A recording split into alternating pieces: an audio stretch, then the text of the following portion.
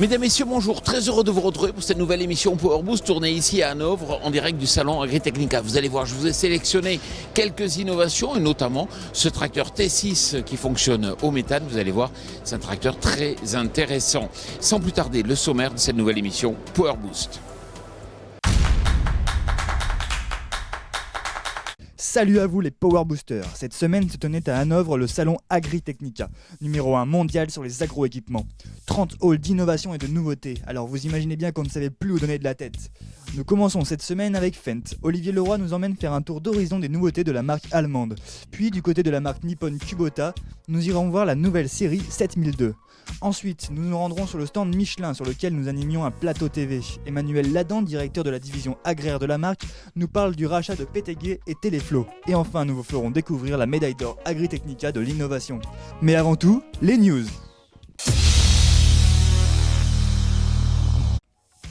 Pour une première, c'est un coup de maître. Valtra gagne pour la première fois le prix du tracteur de l'année depuis la création de la récompense en 1998 et en profite pour faire coup double. En effet, le Finlandais cumule en 2018 le prix du tracteur de l'année et celui du meilleur design pour le Valtra T254 Smart Touch. Notons aussi que Fendt et McCormick ont été récompensés pour le prix du meilleur spécialiste et du meilleur utilitaire, respectivement pour le 211 Vario V et le X6 440 VT Drive. La nouvelle version du New Holland T6 Methane Power a fait fureur à l'Agritechnica avec un design futuriste qui dénote par rapport aux productions habituelles du constructeur. Notons que le stockage de méthane est dissimulé dans la masse avant du modèle et non via des bonbonnes disséminées aux quatre coins de l'engin comme sur les précédentes versions. La cabine dispose d'une vision à 360 degrés et un écran est intégré directement sur le volant.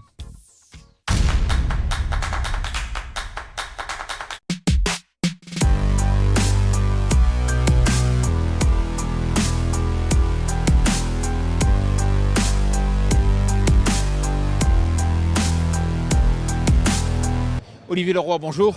Bonjour Jean-Paul. Alors c'est vrai qu'il y a beaucoup de nouveautés sur votre stand et notamment lui, il a d'en faire un look 2000. Il a un look 2000 et pas que le look. Et pour cause, ce tracteur a aussi la transmission du 1000, c'est-à-dire que c'est tout simplement le fruit de l'absorption de la marque Challenger par Fendt sur le marché européen. Mais on n'a pas uniquement repeint les machines, on les a aussi améliorées d'un point de vue technique avec l'intégration de la transmission HA400 que l'on retrouvait jusqu'à présent sur le 1000 et qui aujourd'hui est disponible sur le nouveau MT série 900, donc qui est composé de différents modèles qui vont de 380 à 430 chevaux. La commercialisation quand en France? Commercialisation dès aujourd'hui, première livraison sur le printemps.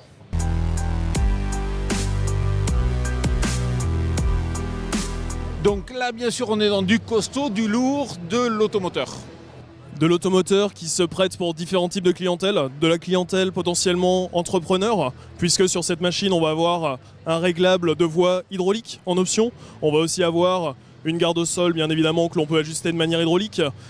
On va aussi avoir différentes capacités et différents types de motorisation, donc différentes puissances.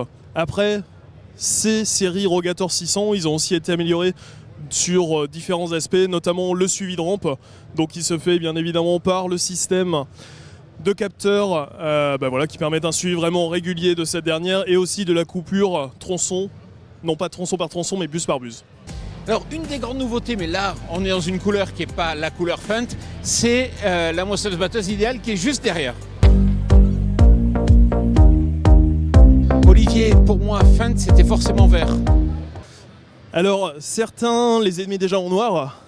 On se souvient des séries Black Beauty, Fendt, donc les séries 900, les séries 800 et ainsi de suite.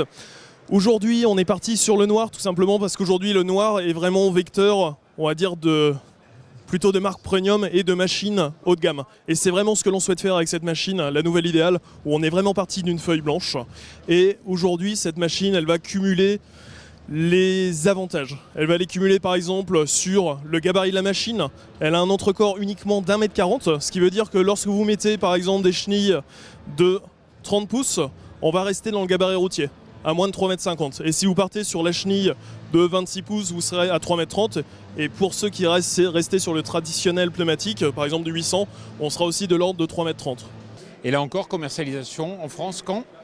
Alors commercialisation, on va avoir les toutes premières unités de démonstration qui arriveront sur la campagne prochaine pour une commercialisation pleine à partir de 2019.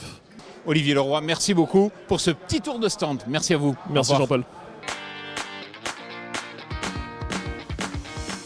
Alors c'est vrai que les robots progressent en agriculture de semaine en semaine, de mois en mois. Et là, vous voyez le tout nouveau tracteur autonome de Kubota. Il s'agit de l'Agri-Robot. Et l'autre grande nouveauté sur le stand Kubota, c'était bien sûr la série 7002.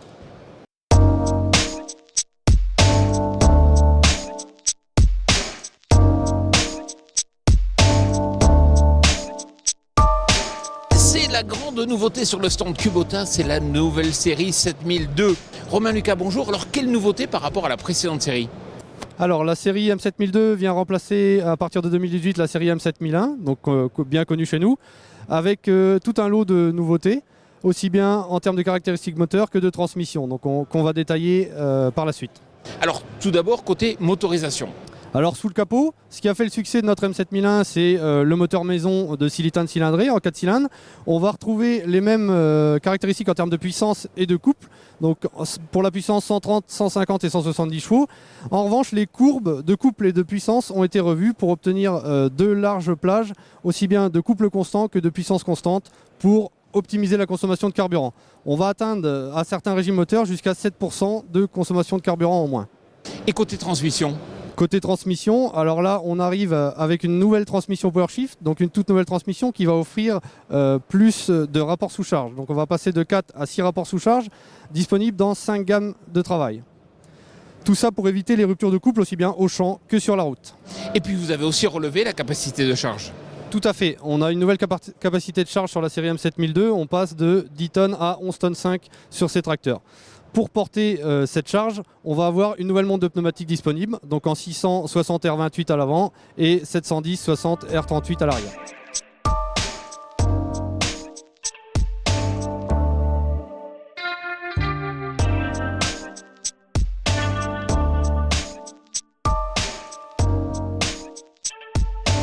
Il y a eu aussi des améliorations sur la finition.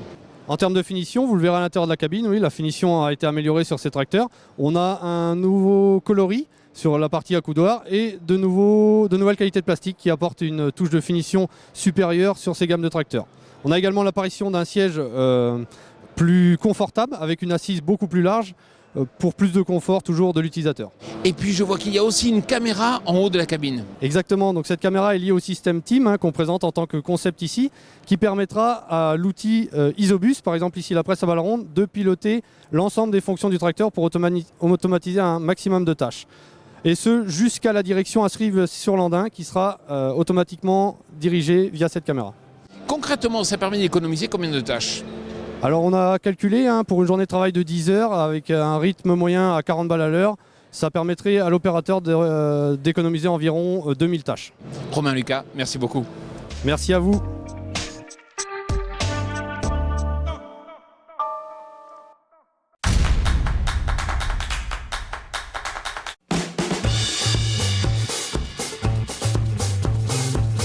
Alors c'est vrai que nous ici, nous avions une ambassade à Hanovre, une ambassade française. On était sur le stand Michelin durant toute la semaine avec un plateau télé et on a reçu les plus grands patrons du machinisme. Et l'actualité de Michelin, ça a été le rachat de 2 entreprises. On a fait l'acquisition, le groupe Michelin fait l'acquisition de 2 sociétés qui sont leaders dans le monde du télégonflage, du CTIS, Central Tire Inflation Systems. Ces 2 sociétés, c'est l'allemand PTG et le français Teleflow.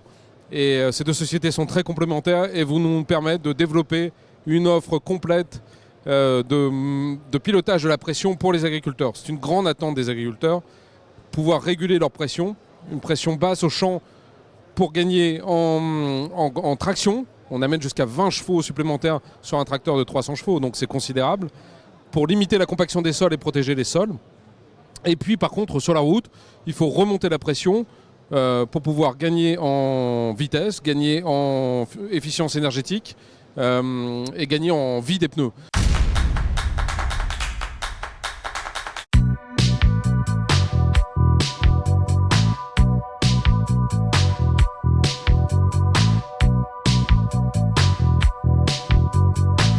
Alors vous savez, nous dans l'émission Power Boost, on aime bien vous parler de technique et justement on va vous présenter la médaille d'or du salon Agritechnica. Guillaume Fay, bonjour. Bonjour Jean-Paul. Alors cette médaille d'or, vous l'avez eue pour quel système? Pour le CMOS Auto Threshing.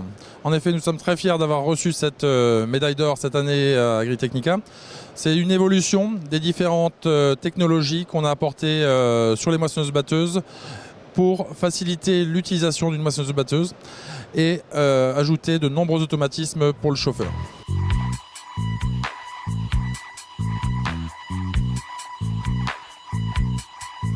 En 2006, nous avons commencé avec le Cruise Pilot, qui est un système qui mesure le volume de matière qui rentre dans le convoyeur. En 2013, le CMOS automatique a reçu également une médaille d'or Agritechnica pour la partie séparation et pour la partie nettoyage. Et là, donc, la dernière pierre de l'édifice, c'est la partie battage avec la régulation automatique du régime batteur et du contre-batteur. Alors si vous développez des automatismes, c'est que justement cela permet d'être beaucoup plus efficace. Tout à fait Jean-Paul. La moisson, ce n'est pas une science exacte. Les conditions évoluent pour la même année et d'une année à l'autre. Et les machines doivent performer, quelles que soient les conditions de récolte. Le CMOS automatique, même pour un chauffeur novice, va permettre d'obtenir le maximum de performance et la meilleure qualité de grain au niveau de la machine. Ce qui est vraiment intéressant, c'est qu'il y a une forme d'auto-apprentissage. Le CMOS automatique de chez Claas a vraiment une exclusivité, c'est l'auto-apprentissage des réglages. La machine ne cherche pas une valeur à atteindre, elle va au cours de la journée modifier ses réglages d'un extrême à l'autre pour voir si ce nouveau réglage permet d'augmenter les capacités de la machine en termes de débit, en termes de qualité de grain, en termes de qualité de paille également. Nous avons cette fonction. Donc le système modifie ses réglages régulièrement pour toujours chercher l'optimum de productivité. Alors ce qu'on voit, c'est qu'il y a beaucoup de nouvelles technologies, notamment de l'analyse d'image. Voilà.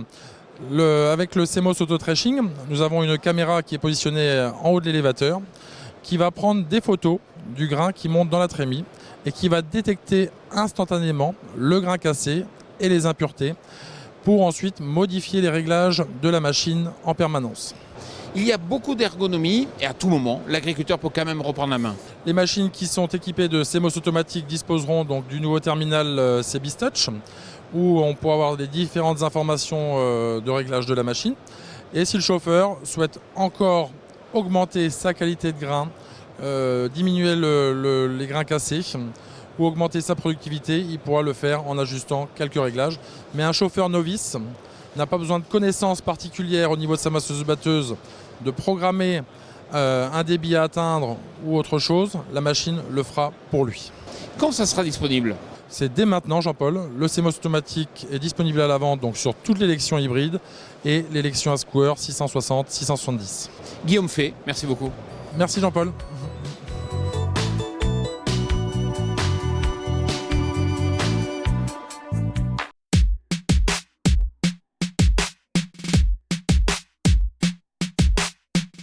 Voilà, j'espère que cette émission Power Boost tournée ici dans le cadre du salon Agritechnica 2017 à Hanovre vous a plu. Alors pour finir, vraiment un tracteur étonnant. Vous voyez, ce tracteur, il était spécialement équipé avec des vitres renforcées, des structures particulières pour pouvoir éventuellement résister si jamais l'agriculteur qui le possède passe sur une mine et que cette mine explose. Alors vous allez me dire dans quel pays? Eh oui, en Yougoslavie, il y a encore des agriculteurs qui sont obligés de travailler dans des champs où il y a un risque d'explosion de mines.